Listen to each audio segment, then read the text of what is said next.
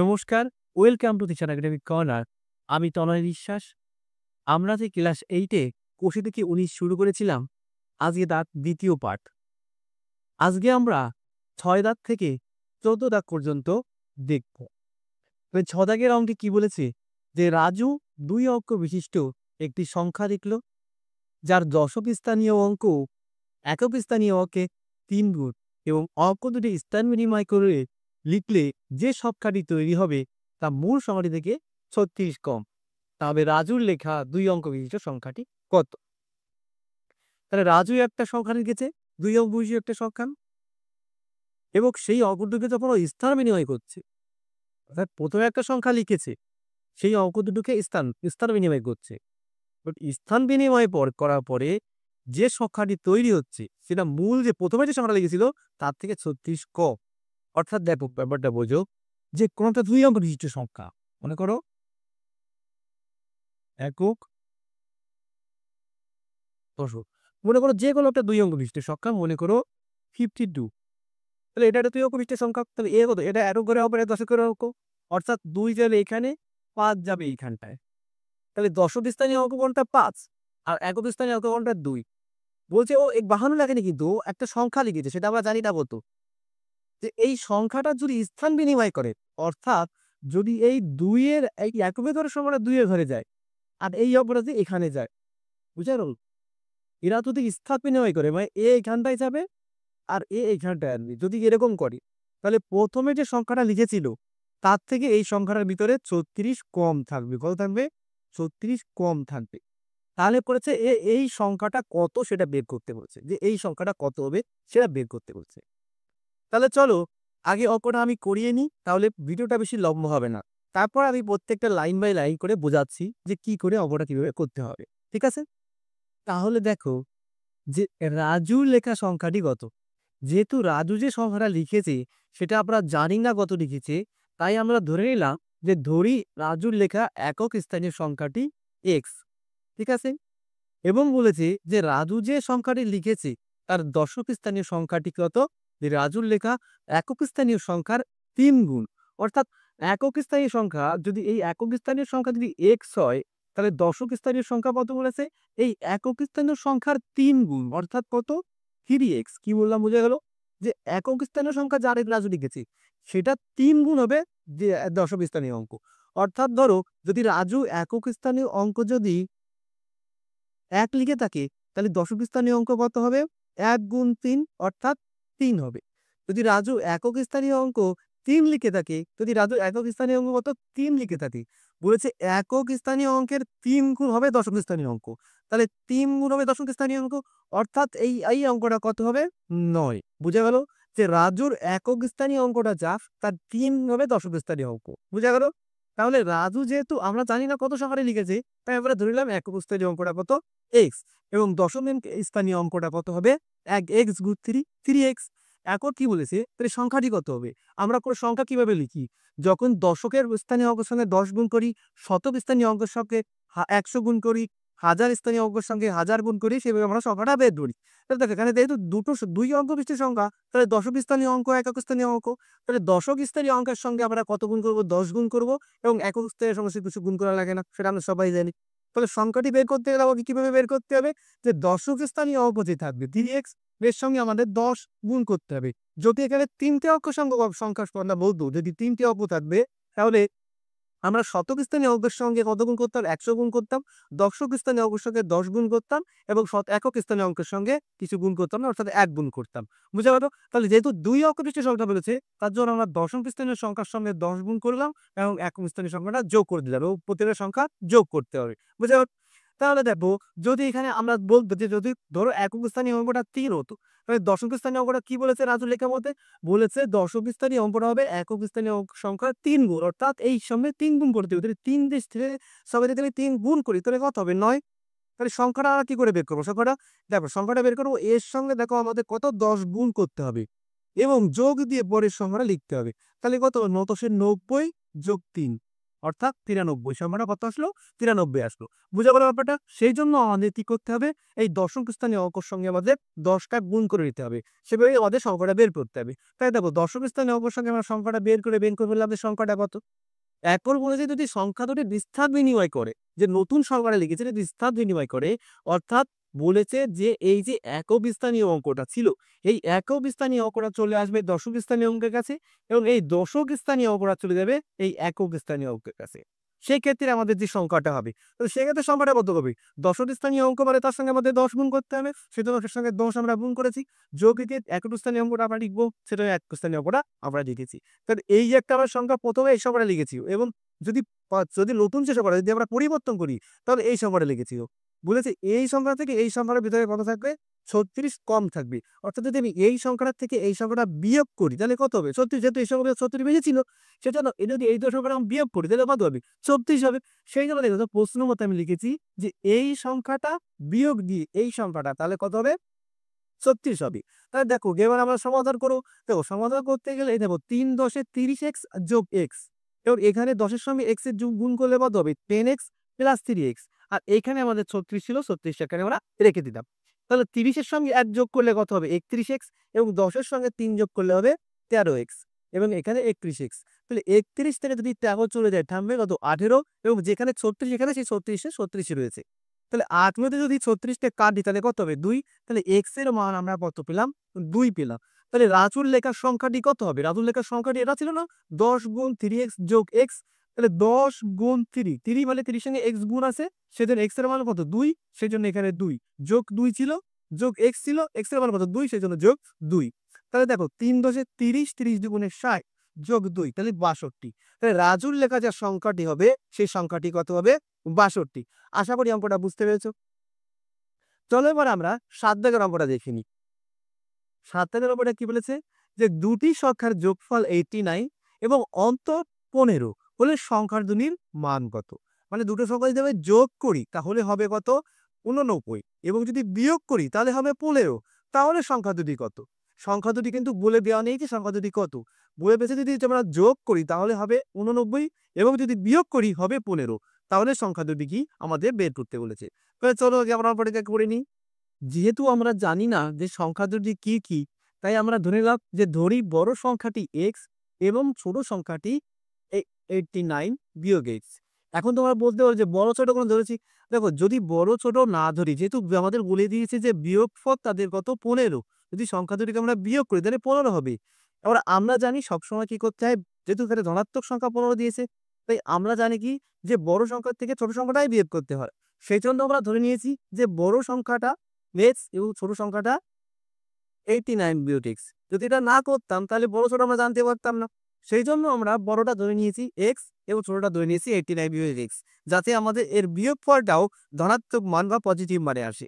সেই জন্য দেখো প্রশ্ন মতে আমরা কি করে নিয়েছি যে বিয়োগফল যেহেতু আমাদের বলেছে 15, তার জন্য আমরা বড় সংখ্যাটা বিয়োগ ছোট সংখ্যাটা করে নিয়েছি, বড় সংখ্যাটা বিয়োগ ছোট সংখ্যাটা করে নিয়েছি। ফেরে মান কত বলেছে 15, তার জন্য আমরা সমান সমান কত রেখেছি 15 রেখেছি। দেখো যদি আমরা এই সমান ব্র্যাকেটটা তুলি, যদি আমরা এই ব্র্যাকেটটা তুলি তাহলে কি হবে, তাহলে এই মাইনাসটা দিয়ে নিশ্চয়ই গুণ হয়ে যাবে, সেজন্য মাইনাস দিয়ে গুণ হয়ে গেলে মাইনাসে মাইনাসে প্লাস হয়ে যাবে, আর বাদ বাকি সব সমান রেখেছি। এখন দেখো এখানে একটা x ছিল এখানে একটা x, একটা আম যোগ করলে কত হয় দুটো আম, ঠিক সেরকম একটা x আর আরেকটা x যোগ করলে কত হবে দুটো x, দেখো আমি এখানে দুটো x লিখেছি। আর এই যে আমাদের -89 ছিল, এই -89টা এই পাশে আসলে সমান সমান এই পাশে চেয়ে যাবে +89, আমরা আগের ভিডিওতেই শিখেছি। তাহলে এটা +89 হয়ে গেল। এবার 15 আর এই 89 এটা দুটো যোগ করলে কত হবে 104। তাহলে এই 2 দিয়ে যদি আমরা এটাকে ভাগ করি তাহলে কত হবে 52। তাহলে x এর মান আমরা কত পেয়ে গেলাম 52 পেয়ে গেলাম।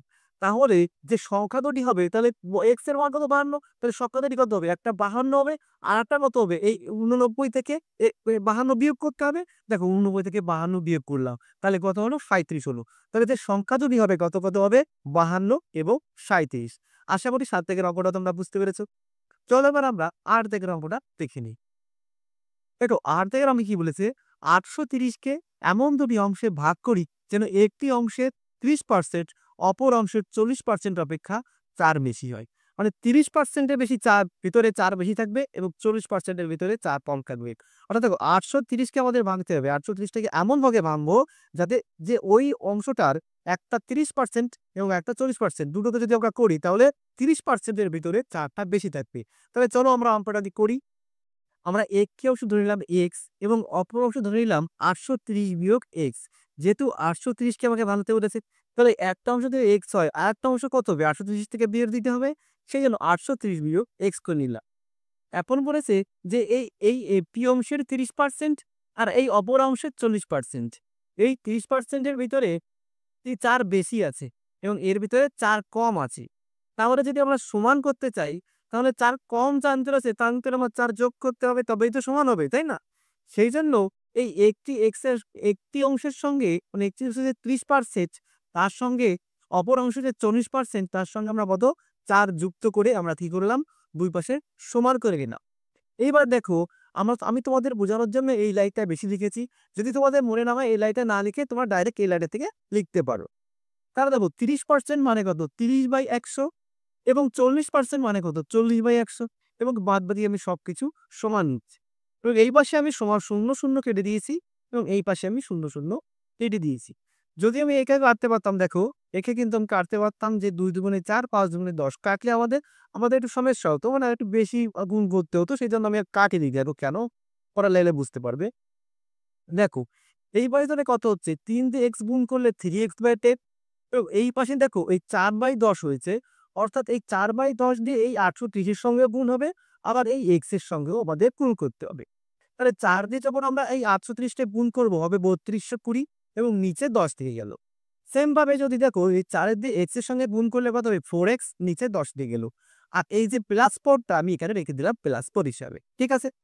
এখন দেখো নিচে 10, তাহলে এখানে আমরা কি করব? লসাগু যোগ বিয়োগ করব। তাহলে লসাগু দুটোই 10 আছে, তাহলে নিচে কত আসবে? 10 আসবে।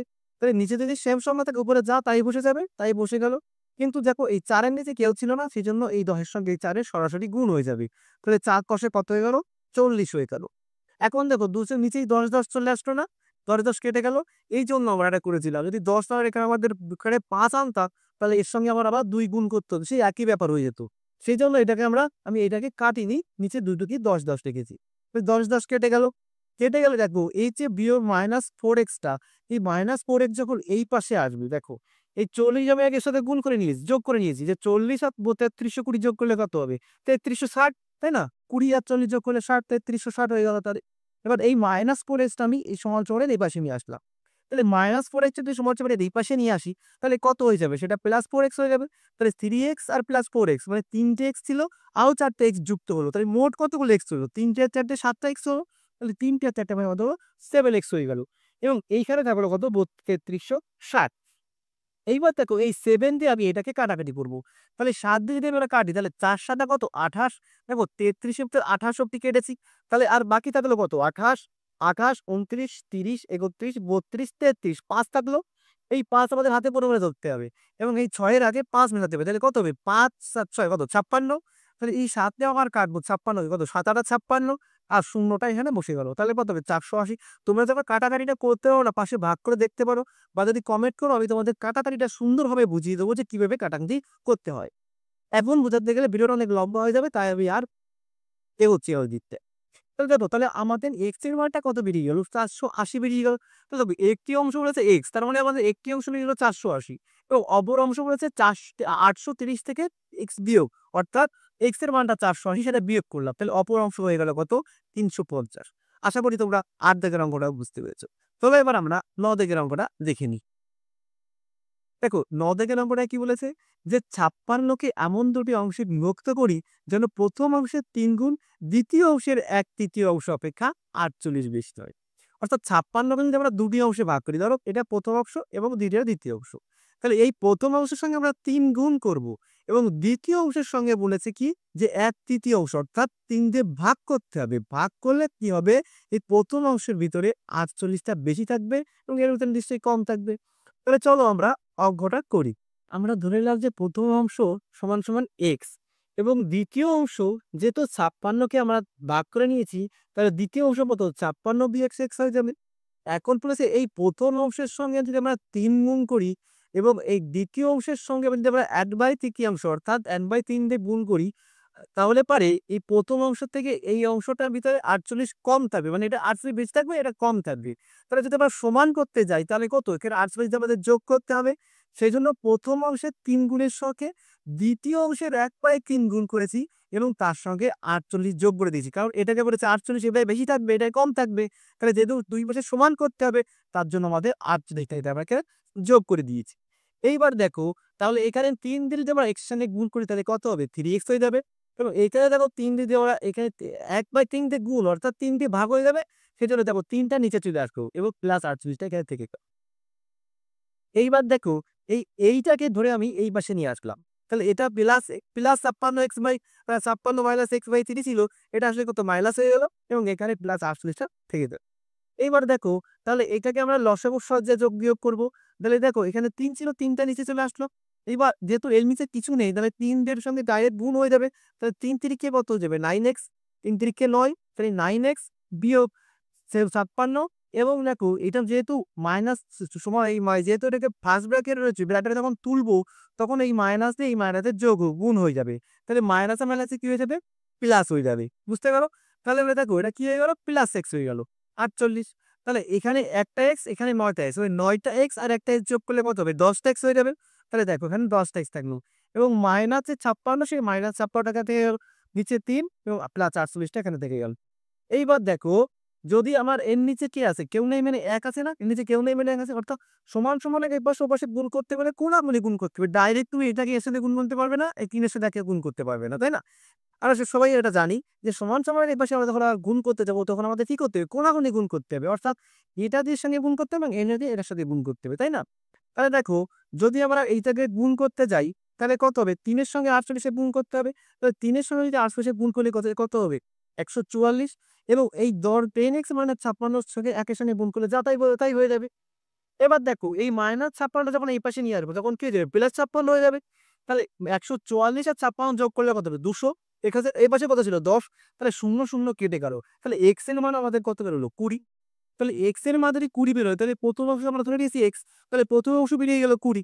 তাহলে দ্বিতীয় অংশ কত হবে, 56 বিয়োগ x, x এর মান 20। তাহলে 56 থেকে যদি আমরা 20 বিয়োগ করি তাহলে দ্বিতীয় অংশ বেড়ে যাবে, তাই না? তাহলে দ্বিতীয় অংশ কত হলো আমাদের 36 বেরিয়ে গেল, কারণ 56 সাথে 20 বিয়োগ করলে কত হবে, 36। এবং প্রথম অংশ কত বেরিয়ে গেল, 20 বেরিয়ে গেল। বুঝা গেল? আশা করি তোমরা 9 দাগের অঙ্কটা বুঝতে পেরেছো। চলো এবার আমরা 10 দাগের অঙ্কটা বুঝি। 10 দাগের অঙ্কটা কি বলেছে, যে একটি দণ্ডের 1/5 অংশ কাদায়, 3/5 অংশ জলে এবং অবশিষ্ট 5 মিটার জলের উপরে আছে, সেই দণ্ডটির দৈর্ঘ্য হিসাব করে বেশ।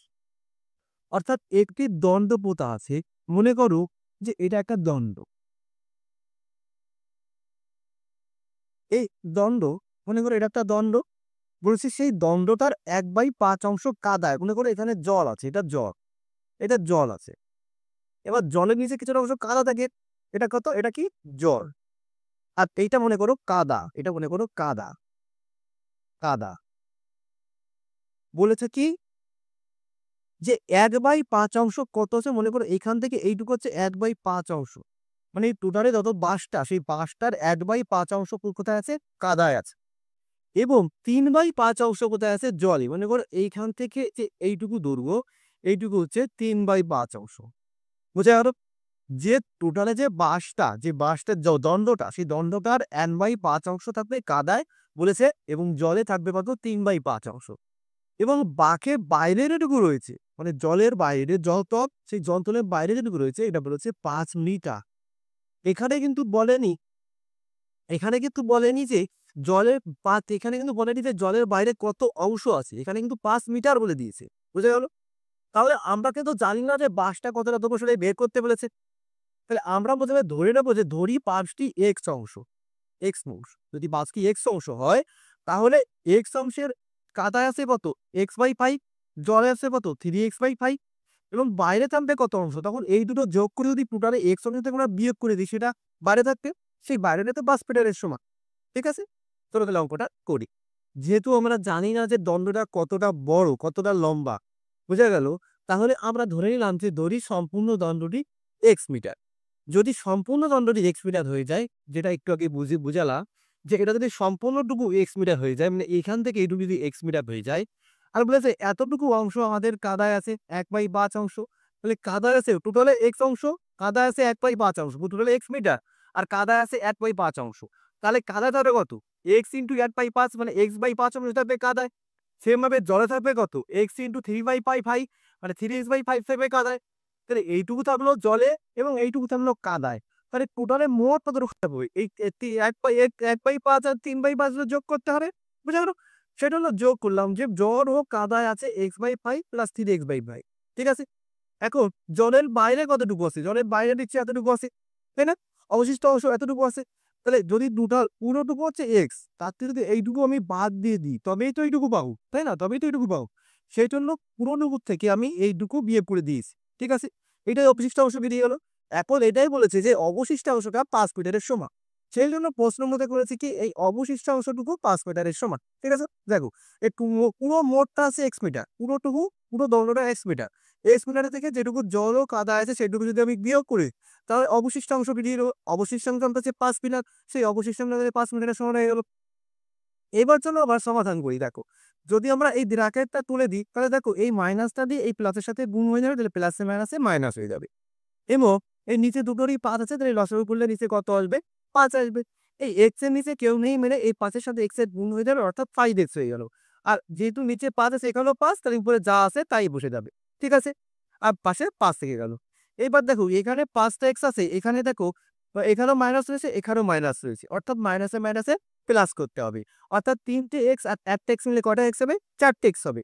তাহলে এখানে 4টে x হয়ে গেল। আর এই 5 এর নিচে এর নিচে কেউ নেই মানে 1 আছে, অর্থাৎ কোনাকুনি গুণ করলাম। তাহলে এর সাথে এর গুণ করলে যা আছে তাই বসে যাবে। আর 5 এর সাথে 5 এর গুণ করলে 5 × 5 = 25, তাহলে 25 বসে গেল। তাহলে x এর মান আমরা কত পেয়ে গেলাম? 25 পেয়ে গেলাম। আমরা কি ধরেছি যে সম্পূর্ণ দণ্ডটি কত মিটার? x metre. তাহলে মানে ওই সম্পূর্ণ দণ্ডটি কত মিটার হয়ে যাবে?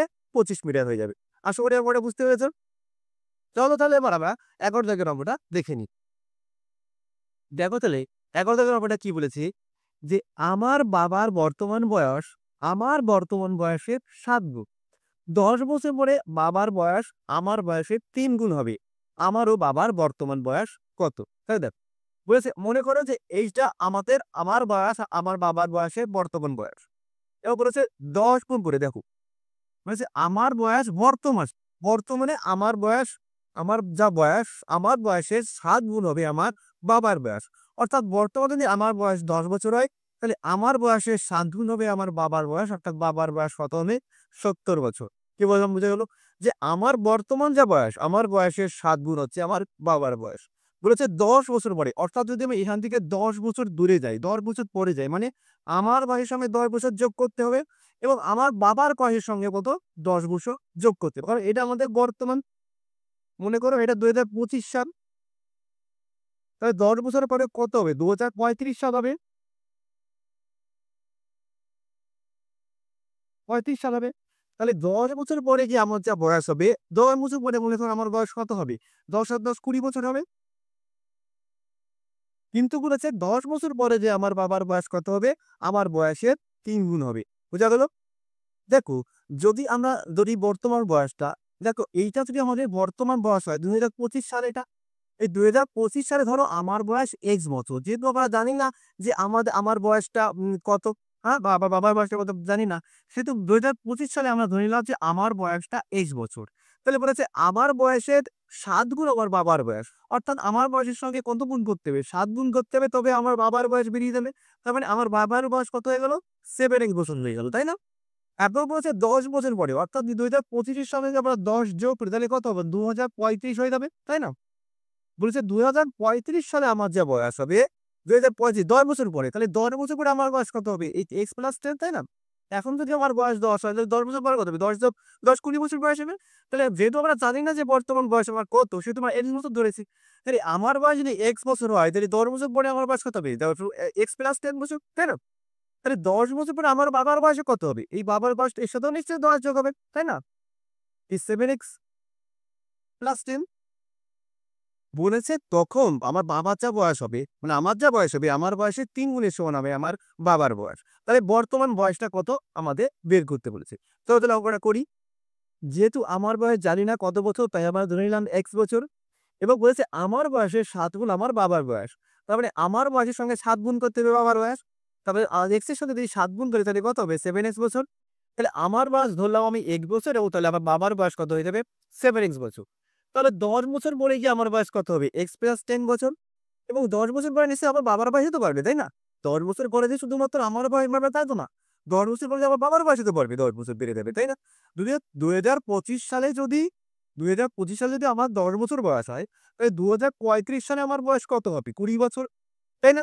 সেম ভাবে যদি 2025 সালে আমার বাবার বয়স যদি 70 বছর হয়, তাহলে 2035 সালে আমার বাবার বয়স কত হবে? 80 বছর। বাবার বয়সে 10 বছর বাড়বে, তাই না?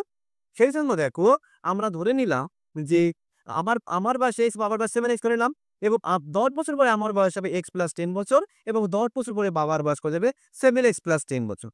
এখন বলেছে যে এই 10 বছর পরে যে বয়সটা হবে সেই বয়সটার ক্ষেত্রে কি বলেছে যে 10 বছর পরে বাবার যে বয়স হবে সেই বয়সটা আমার বয়সে 3 গুণ হবে।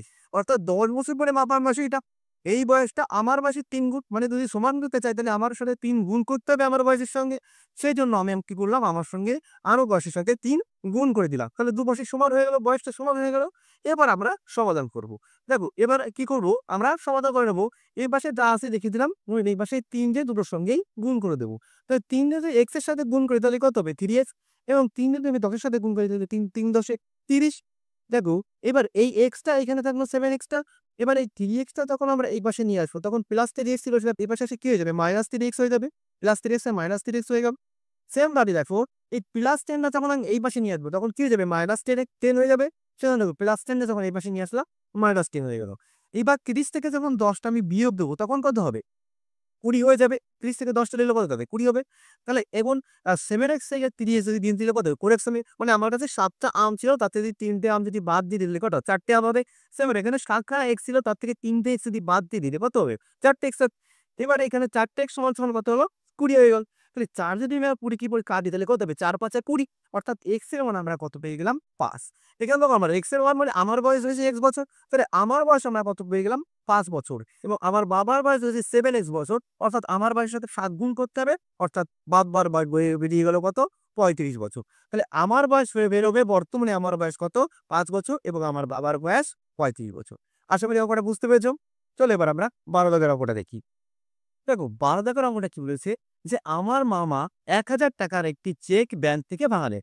তিনি কয়েকটি 5 টাকার নোট ও কয়েকটি 10 টাকার নোট পেলেন। যদি মামা মোট 137টি নোট পেয়ে থাকে তাহলে কতগুলো 5 টাকার নোট পেয়েছিলেন। মানে আমার মামা একটা 1000 টাকার নোট নিয়ে ব্যাংকে গেলেন এবং সেটা সেই চেকটাকে ভাঙিয়ে নিয়ে আসলেন। মানে 1000 টাকার চেক নিয়ে ব্যাংকে গেলেন, চেকটা ভাঙিয়ে নিয়ে আসছে। এবার ব্যাংক থেকে আমার মামাকে কয়েকটা 5 টাকার নোট এবং কয়েকটা 10 টাকার নোট দিয়ে গেছে। যে 5 টাকার নোট দিয়েছে কয়েকটা আর কয়েকটা 10 টাকার নোট দিয়েছে। কিন্তু বলে দেননি যে 5 টাকার নোট কতগুলো আছে, 10 টাকার নোট কতগুলো কতগুলো দিয়েছে সেটা কিন্তু বলে দেয়নি। বলেছে কয়েকটি 5 টাকার নোট দিয়েছে এবং কয়েকটি 10 টাকার নোট দিয়েছে। কিন্তু মোট নোটের সংখ্যা বলে দিয়েছে 137 টা। যদি আমি 5 টাকার নোট এবং 10 টাকার নোট দুটো আমি যোগ করি তাহলে আমাদের বেরোবে কত 137। 137 টা মোট নোট বেরোবে। মোট নোট বেরোবে যে 5 টাকার নোট এবং 10 টাকার নোট মিলে 137 টা নোট বেরিয়ে যাবে। কিন্তু বলে দেয়া নেই যে কোনটা কোন নোট। সেটা আমি ধরে নিই যদি আমি 5 টাকার নোট যদি আমি এক্সটি নিয়ে থাকি, যদি আমি 5 টাকার নোট যদি এক্সটি দিয়ে থাকে তাহলে 137 টা 10 টাকার নোট কতগুলো দেবে 137 থেকে এক্স বিয়োগ করতে হবে। তাহলে 10 টাকার নোট কতগুলো দেবে 137 থেকে যদি আমি এক্স বিয়োগ করি তাহলে বেরিয়ে যাবে 10 টাকার নোট। তাহলে এই টাকা দুটো যদি আমি গুণ করি, তাই না, এই টাকার সাথে যদি এক্সট্রা 5 টাকার নোট দিয়েছিল, দেখো এক্সট্রা 5 টাকার নোট দিয়েছিল তাহলে আর এতটা দিয়েছিল আমাদের 10 টাকার নোট, তাই না? তাহলে এই টাকাটা দিয়েছিল আমাদের 5 টাকা আর এই টাকাটা দিয়েছিল আমাদের 10 টাকা। যদি এটা গুণ করি তাহলে এটা এত টাকাটা 5 টাকার নোট দিয়েছিল আর এত টাকাটা 10 টাকার নোট দিয়েছিল। তাহলে এই যে টাকাটা হয়ে যাবে এইটা তাহলে 1000 টাকার সমান হয়ে যাবে, তাই না? এটা 1000 টাকার সমান হয়ে যাবে। তাহলে চলো অঙ্কটা করি। আমরা ধরে নিলাম যে 5 টাকার নোট ছিল এক্সটি। তাহলে 10 টাকার নোট কত হয়ে যাবে? যেহেতু মোট নোট বলে দিয়েছে 137 টি, তো 137 টার ভিতরে যদি 5 টাকার নোট এক্সটি থাকে তাহলে 10 টাকার নোট কতগুলো থাকবে? 137 থেকে এক্সটা বিয়োগ করতে হবে। তাই জন্য আমরা দেখো 10 টাকার নোট ছিল কত 137 বিয়োগ এক্সটি। তাই এই 5 টাকার নোট ছিল এক্সটি এবং 10 টাকার নোট ছিল এতটি। তাহলে দেখো মনে করো তোমার কাছে 5 টাকার নোট আছে 10 টা, তাহলে তোমার কাছে কত টাকা থাকবে? 5 এর সাথে 10 এর গুণ করতে হবে, 5 10 এ 50। অথবা মনে করো তোমার কাছে 5 টাকার নোট আছে 8 টা, তাহলে তোমার কাছে মোট কত টাকা থাকবে? 5 টাকার নোট আছে 8 টা, তাহলে মোট কত টাকা থাকবে? 5 গুণ 8 অর্থাৎ 5 8 40, অর্থাৎ মোট কতগুলো নোট আছে তার সাথে আমাদের কত টাকার নোট সেটা গুণ করতে হবে, তবেই মোট টাকাটা বেরিয়ে যাবে। সেম ভাবে 10 টাকার নোট আছে এতগুলো, তাহলে 10 টাকার নোটের সঙ্গে যদি আমরা 10 গুণ করি তাহলে আমাদের মোট টাকাটা বেরিয়ে যাবে। তাই দেখো আমাদের এতটি নোট ছিল এবং তার সঙ্গে 10 এর গুণ যদি করি তাহলে আমাদের মোট টাকাটা বেরিয়ে গেল। 10 টাকার নোট এত টাকা ছিল। সেম ভাবে দেখো 5 টাকার নোট এতটা এক্সট্রা ছিল, 5 দিয়ে গুণ করলে মোট টাকাটা বেরিয়ে গেল। তাহলে এই টাকাটা যোগ এই টাকাটা এটাই তো 1000 টাকার সমান, তাই না? সেটাই তো বলেছে যে 5 টাকার নোট এবং 10 টাকার নোট মিলে 1000 টাকা পেয়েছে। সেই জন্য দেখবো আমরা এই টাকাটার সঙ্গে 10 গুণ করেছি, মোট টাকা বেরিয়ে গেল 10 টাকার নোট, এবং এক্স টাকার সঙ্গে 5 গুণ করেছি, তাহলে এটাও 5 টাকার নোটের মোট টাকা বেরিয়ে গেল। তাহলে এই দুটো যখন যোগ করলাম তখন বেরিয়ে গেল 1000 টাকা। এবার চলো আমরা সমাধান করি।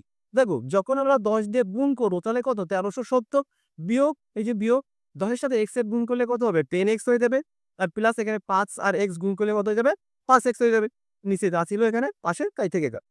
এবার দেখো এখানে 10x ছিল, এখানে 5x ছিল, 10x 5x, আর এইটা দেখো প্লাস 1370 ছিল, যখন এই পাশে নিয়ে আসবো তখন করে দেবে মাইনাস 1370। এখন দেখো 10-এর থেকে যদি 5-এর, দেখেন দুটোই বিপরীত চিহ্ন রয়েছে, প্লাস মাইনাস, মানে প্লাসে মাইনাসে মাইনাস করতে হবে। তাহলে 10-এর থেকে যদি 5 চলে যেতে হবে কত 5, এবং আমাদের বড়টার চিহ্ন বসবে, তাহলে বড়টার চিহ্ন কত মাইনাস, তাহলে মাইনাস বসে গেল। এর কিভাবে যাবে এখানে 1000 আগে প্লাস আছে এখানে মাইনাস, তাহলে প্লাসে মাইনাসে মাইনাস করতে হবে। তাহলে 1370 থেকে যদি এই 1370 থেকে যদি 1000 চলে যায় তাহলে কত 370, আর বড়টার চিহ্ন বসবে, বড়টার চিহ্ন কত মাইনাস, তার জন্য মাইনাস বসবে। দেখো এই মাইনাস আর এই মাইনাস কেটে গেল।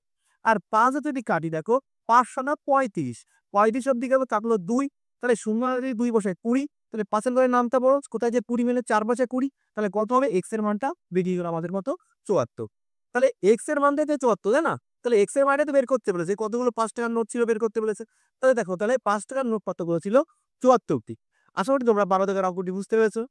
চলো এবার 13 দাগ দেখি। 13 টাকা অনেক কি বলেছে, আমাদের গ্রামে সালেম চাচা সরকারি চাকরি থেকে অবসর গ্রহণের সময় তার সঞ্চয়ের হাফ অংশ দিয়ে একটি বাড়ি কেনে। হঠাৎ বিপদে পড়ে তিনি বাড়িটি বিক্রি করে কেনা দামের 5% বেশি পান। যদি তিনি বাড়িটি 3450 টাকা বেশি দামে বিক্রি করতেন তাহলে তার কেনা দামের উপরে 8% বেশি পেতেন।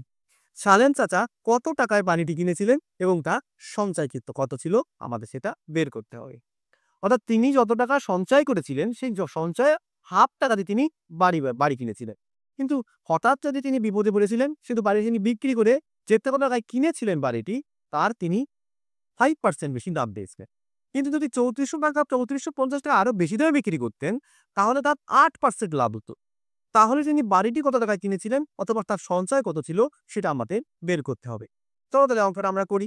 যেহেতু আমরা জানি না যে সালেম চাচার সঞ্চয় কত টাকা, তাহলে আমরা ধরে নিলাম যে সালেম চাচার সঞ্চয় ছিল কত x টাকা। এখন বলেছে যে সালেম চাচা যার সঞ্চয় ছিল তার অর্ধেক, দিয়ে তিনি বাড়ি কিনেছিলেন। অর্থাৎ তিনি যদি x টাকার তিনি সঞ্চয় থাকে তার অর্ধেক কত টাকা, তার 2 দিয়ে ভাগ করতে হবে তবেই তো অর্ধেক বেরোবে। তাহলে তিনি বাড়ি কিনেছিলেন কত টাকা দিয়ে, x/2 টাকা দিয়ে। বলেছে তিনি যদি 5% হঠাৎ তিনি বাড়িটা হঠাৎ বিক্রি করে দিয়েছে বিপদে পড়ায়, তাহলে 5% বেশি দামে তিনি বিক্রি করেছিলেন। তাহলে 5% যদি বেশি টাকা বিক্রি করতেন তাহলে কত টাকা পেয়েছিলেন, এত টাকা বেশি পেয়েছিলেন।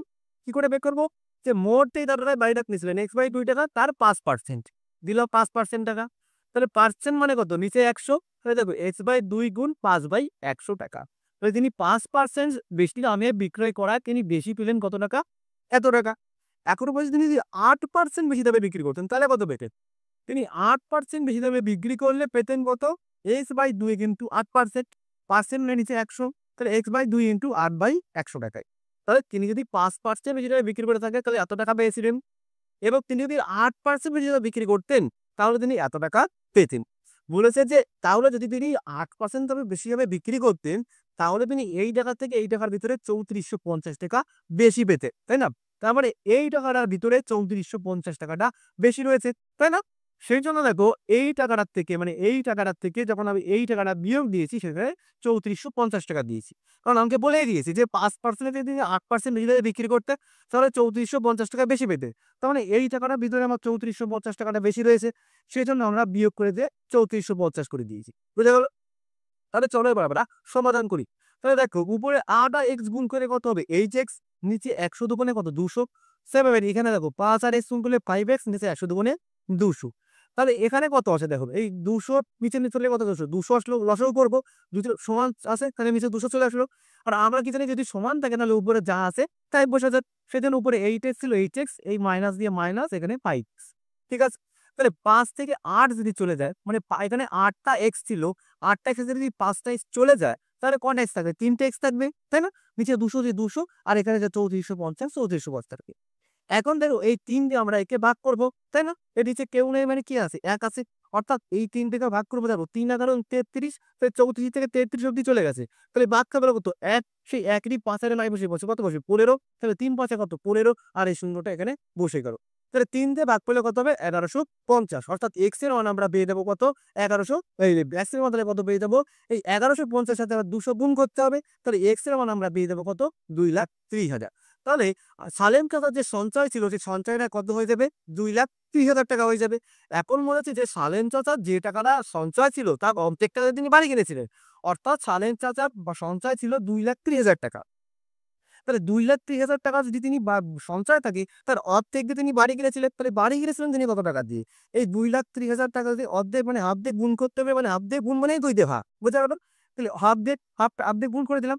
তাহলে 2 যদি এটাকে আমরা কাটি তাহলে কত হবে? 1,15,000 টাকা, তাই না? 2,30,000 অর্ধেক কত? 1,15,000 টাকা। তাহলে সালেম চাচা বাড়িটি কিনেছিলেন কত? 1,15,000 টাকা দিয়ে। আশা করি তোমরা 13 দাগের অঙ্কটিও বুঝতে পেরেছো। চলো এবার আমরা 14 দাগের অঙ্কটি দেখি। 14 দাগের অঙ্কে কি বলেছে?